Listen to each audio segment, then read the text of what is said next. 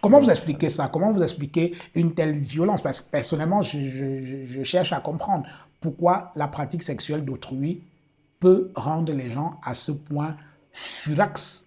Justement, là, moi, je pense que le premier élément, comme je le disais, c'est le carcan dans lequel nous avons été emprisonnés, Oui.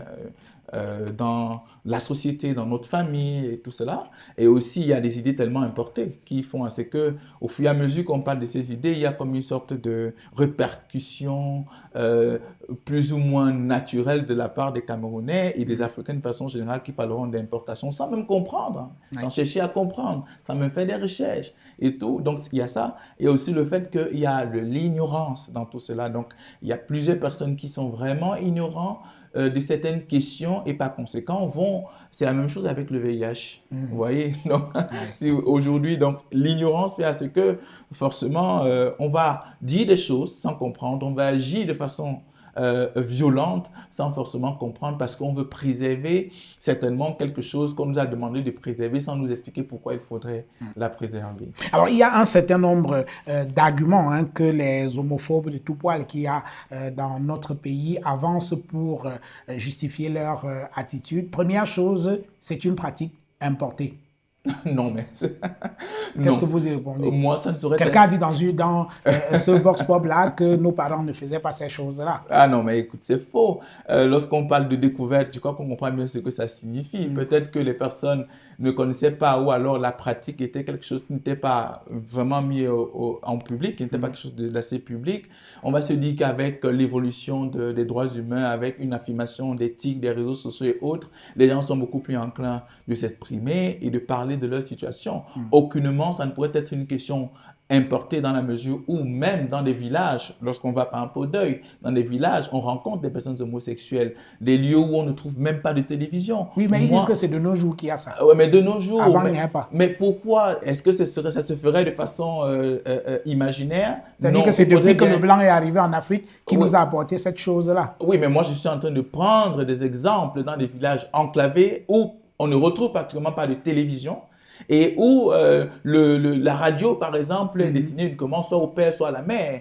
Et lorsque ça passe, je parle des zones comme ça, reculées, où on retrouve des homosexuels, où parfois viennent des plaintes de stigmatisation que subissent certaines personnes là-bas. D'où viendrait l'importation à ce niveau? Donc, ce que je dis, ce que je suis en train de dire, c'est que ça ne saurait être de l'importation. Donc vous balayez du revers de la main l'idée selon laquelle l'homosexualité ne participerait pas de notre culture.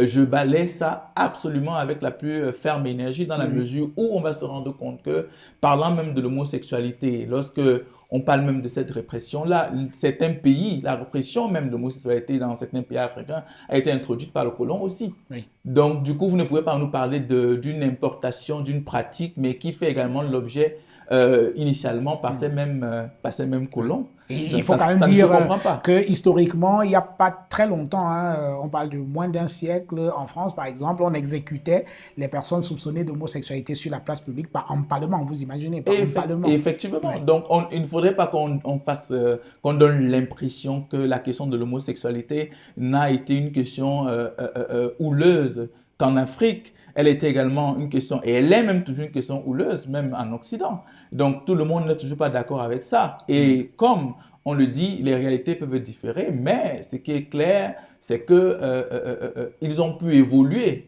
par rapport à nous sur cette question-là. Et c'est ce qui aujourd'hui donne l'impression que ce sont des questions importées, que ce sont des questions géostratégiques, politiques et tout ce qui va avec. Oh que non. Il y a un autre argument qu'on avance très très souvent, c'est la question de Dieu. Oui. Dieu a créé l'homme, quelqu'un l'a dit dans le Vox Pop, il a dit l'homme ira vers une femme et les deux formeront une chair. Oui, Il n'a mais... jamais dit que l'homme ira vers l'homme. Oui, mais bon, il y a plusieurs autres arguments. Ça, ce sont des arguments qui sont utilisés par la Bible. Mais j'aime bien à dire ceci. J'aime bien à dire que la Bible est là et les êtres humains sont également là. C'est-à-dire Ouais, c'est-à-dire que moi, je ne vais pas, moi, personnellement, reposer sur, par exemple, une loi pour pouvoir acquiescer ou soutenir la souffrance que l'on inflige à un être humain. Vous comprenez que je ne suis pas en train de vouloir justifier cette Bible ou alors vouloir aller au-delà de cette Bible, tout simplement de dire qu'à un moment donné, nous faisons face à des individus qui ont besoin également de vivre, de s'épanouir, qui ont besoin d'être reconnus en tant qu'êtres humains et voient également leur statut être reconnu. Et donc, on ne saurait invoquer ou évoquer tout document, à mon avis, en tant que défenseur des droits humains ici, pour tolérer des abus et des violences des individus. Non. Donc, l'interprétation de la Bible, je la laisse aux religieux.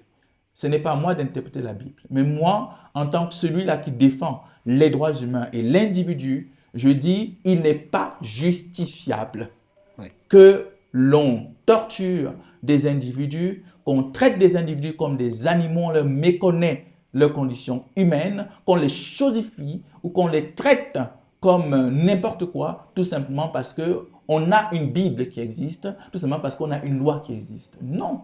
Non. Donc, vous comprenez donc du moment où je suis en train de parler, que je suis en train de dire, au-delà de tout, ce qui nous intéresse, c'est l'humain.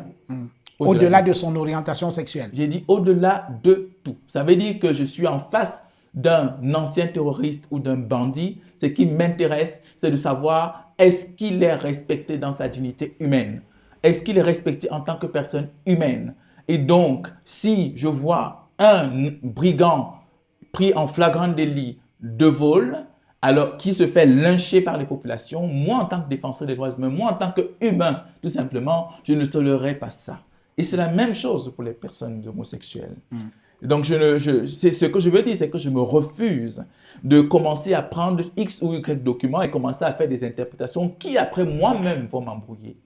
Donc, autre idée avancée pour parler de l'homosexualité comme d'une abomination, et là je mets les guillemets sur abomination, c'est que beaucoup, quand je préparais cette émission, j'ai discuté avec plein de gens et j'ai écouté pas mal d'arguments où les gens disent, mais attendez, même chez les animaux, il n'y a pas ça. Les animaux savent distinguer le mâle et la femelle. Là encore, je parlais toujours de la connaissance. Il faut faire des recherches. Il y a plus de 250 espèces animales qui sont homosexuelles. Vérifiez, il faut faire des recherches. Oui, là encore, il faut chercher.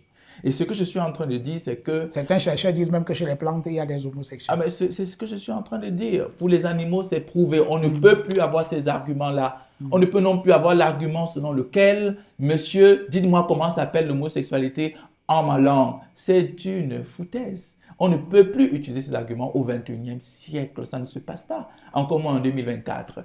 Tout simplement parce que si vous dites comment on appelle l'homosexualité en ma langue comme argument pour refouler la question, dites aussi comment on appelle avion en ma langue pour refouler l'avion et donc refuser tout visa qui vous serait accordé pour aller travailler en Europe ou ailleurs. C'est clair. Parce que les questions, comme je suis en train de dire, au fur et à mesure qu'on évolue, la société évolue et nous devons comprendre que c'est mouvant. Donc aujourd'hui, nous avons la possibilité de nous vêtir comme nous sommes. Nous avons la possibilité d'être dans cet espace, etc. C'est parce qu'à un moment donné, on se refuse de rester, de vivre comme, je ne sais pas moi, au temps de la création de l'homme par Dieu, non?